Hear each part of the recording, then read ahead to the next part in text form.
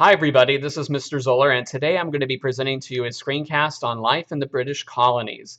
For the objectives for this video, you should be able to summarize how the Magna Carta and the English Bill of Rights affected colonists' view of their own rights, and identify how the Great Awakening led to revolutionary ideas in the colonies. So first let's look at the rights of the colonists. So where did the colonists of the British figure out that their rights came from? Well, the first thing we're going to look back to is from the year 1215 in England with the signing of the Magna Carta. So the Magna Carta was a great achievement for the people of England. So King John is going to sign this document when he's going to be saying that his power is limited, that the king is not above the law, whereas the king before had unlimited power and could do whatever he wanted to. And so this is going to be the first step, the first transition for the rest of the people of the country, where the king is no longer in complete authority over them. The king has to follow the same laws just like everybody else. And then we have about 50 years later, we're going to have the establishment of what's called the Parliament. And the Parliament, here's the building of the Parliament building in London. So the next major victory in keeping the power of the king limited and giving more power to the nobles, the nobility, was the founding of Parliament in 1265. Parliament was made up of representatives from across England. So what is a representative?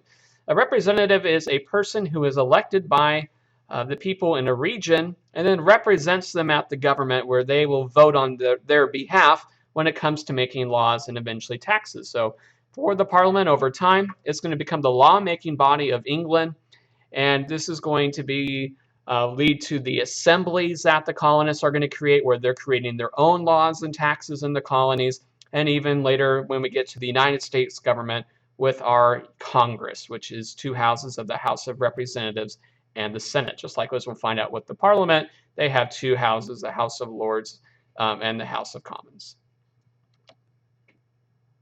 For the English Bill of Rights, so this will come a little bit later on. So the Parliament forced the king to agree to the English Bill of Rights, which stated, number one, only the representatives in Parliament could make laws or raise taxes, so the king could no longer do that.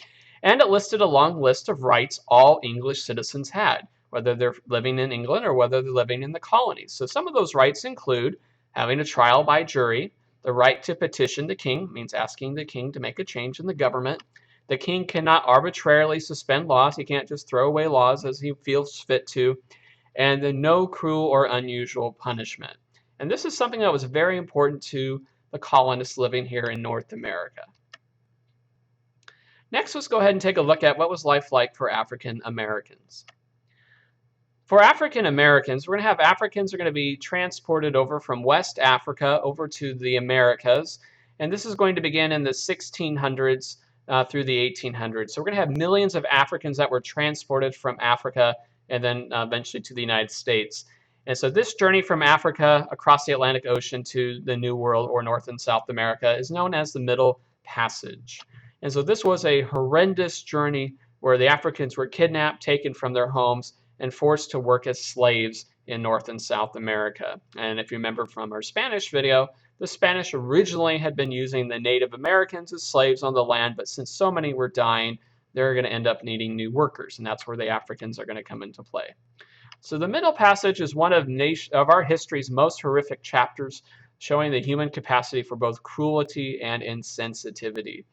And then the voyage of these slaves took between 6 to 8 weeks. They were in grueling conditions, cramped on these ships, given little food, lots of sickness, and then if they managed to survive and reach the New World, they were in poor condition, sold away from whoever their loved ones were, and they had very little chance of ever rising in society. So slaves were going to be at the very bottom of society in the colonies. And we're going to find slavery all across the 13 colonies, and it'll continue to grow and be important in the southern colonies when it comes to growing crops. Lastly, let's go ahead and take a look at religion in the 13 colonies. So we're going to have this religious revival, this movement that's going to begin in the 1730s called the Great Awakening. And so this religious movement is going to be very important because it's going to spread the idea to people, and they're beginning to think about that all people were equal to the eyes of God, and that the government should also be protecting everyone's rights. So the people in England should be treated the same as the colonists. And that's going to be very important later when we get to the American Revolution. So why is that? Well, preachers are teaching the ordinary people, like you and me, that they could understand God's will if they open their heart and mind. So by encouraging ideas of liberty, equality, and resistance to authority, the Great Awakening is going to bring about this idea that maybe we should challenge what the government is doing.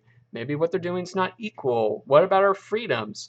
And so these ideas of like the British people being able to vote and pass their own laws and taxes, and then the colonists are becoming upset because the British are forcing them to pay taxes the colonists never got to vote on, is going to lead them to start thinking of challenging that authority. And we'll learn later about the rise of patriots and the Sons of Liberty and this resistance in the colonies to the changes that the English have on them after what's called the 7 Years' War or the French and Indian War.